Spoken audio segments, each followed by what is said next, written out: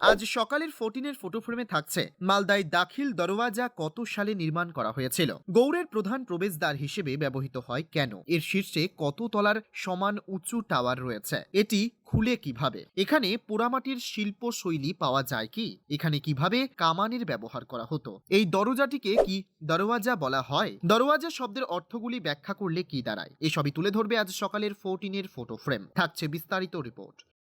দাখিল দরওয়াজা হল মালদার গৌড় শহরে অবস্থিত একটি মূল্যবান ঐতিহাসিক স্থাপত্য। 1425 খ্রিস্টাব্দে দাখিল দরওয়াজা নির্মাণ করা হয়েছিল। সেই সময় গৌড় দুর্গের প্রধান প্রবেশদ্বার হিসেবে ব্যবহৃত হতো এই দরওয়াজাটি। এর অলঙ্করণে কোনো রকম প্রাচুর্য লক্ষ্য করা যায় না। এর শীর্ষে 4 কোণে রয়েছে 5 তলা উঁচু টাওয়ার। দুর্গের প্রধান প্রবেশদ্বারটি ছাড়াও এটি চারপাশের বাঁধের মধ্যে দিয়ে খোলে। সমসাময়িক অন্যান্য স্থাপত্যগুলির মতোই পোড়ামাটির শিল্পশৈলীর দিয়ে এই প্রাচীন দাখিল দরওয়াজা অলঙ্কৃত হয়েছিল। অতিথি আপ্যায়ন বা কোনো শুভ কাজ উদযাপনের জন্য আগে এখান থেকে কামানের গোলা নিক্ষেপ করা হতো, তাই গেটটি সেলামি দরওয়াজা নামেও পরিচিতি লাভ করে। বাংলায় মুসলিম শাসনের আমলে নির্মিত এই প্রবেশদ্বারটির সুদৃঢ় নির্মাণ শৈলী ও বিশাল আকৃতির জন্য মালদায় দেখার সেরা জায়গা হিসেবে পর্যটকদের কাছে দাখিল দরওয়াজা বেশ আকর্ষণীয় হয়ে উঠেছে।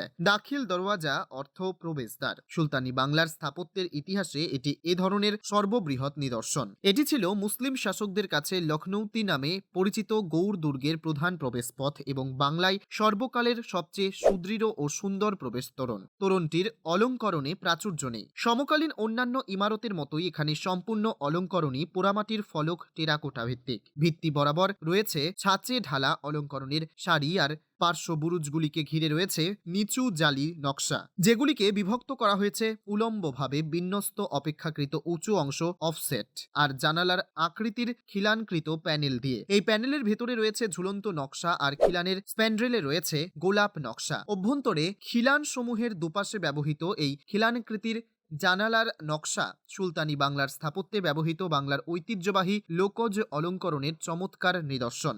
দৃষ্টিনন্দন এই অলঙ্করণের বিকাশ ঘটেছিল পান্ডুয়া ফিরোজাবাদের আদিনা মসজিদে। গৌড় লখনৌতির ইমারত সমূহের মধ্যে দাখিল দরওয়াজাই সবচেয়ে জাঁকজমকপূর্ণ ও রাজোচিত ইমারত। মালদার দাখিল দরওয়াজা ঘুরে বিশেষ প্রতিনিধির রিপোর্ট, টাইমস 14 বাংলা।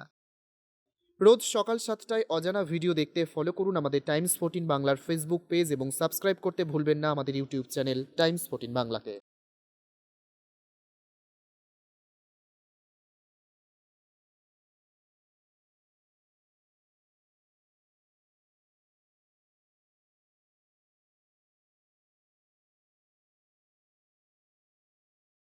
আপনি কি কিডনির রোগে ভুগছেন?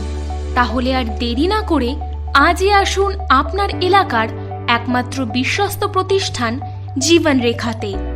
এখানে বিশেষজ্ঞ নেফ্রোলজিস্ট ডাক্তাররা লেজার ট্রিটমেন্টের মাধ্যমে রোগীদের সমস্ত ধরনের কিডনির এবং প্রোস্টেটের অপারেশন করে থাকেন।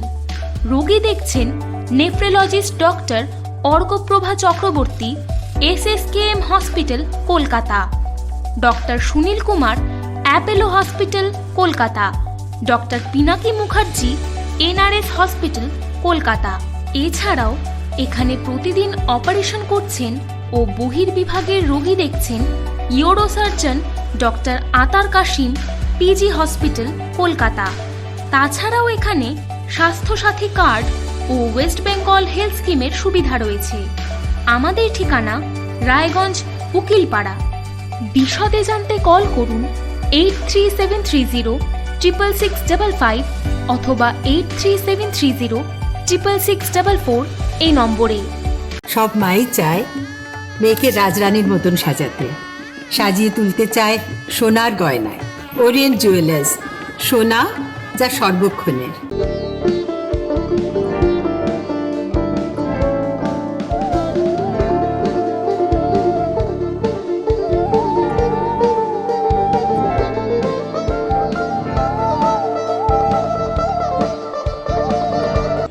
আপনি কি চাকরি পরীক্ষার্থী? চাকরি পরীক্ষার বই খুঁজছেন? তাহলে আজই চলে আসুন সৌর বুক অ্যান্ড ম্যাগাজিন সেন্টারে। এখানে BSc, WBCS, bank, rail, ICDS, nursing, ANM এবং GNM সহ কেন্দ্রীয় ও রাজ্য সরকারি সকল চাকরির পরীক্ষার বই ও ম্যাগাজিন পাওয়া যায়। আমাদের ঠিকানা ঘড়িমোড়, মোহনবাটি, রায়গঞ্জ। বিস্তারিত জানতে যোগাযোগ করুন 9002904090 অথবা 9434347016।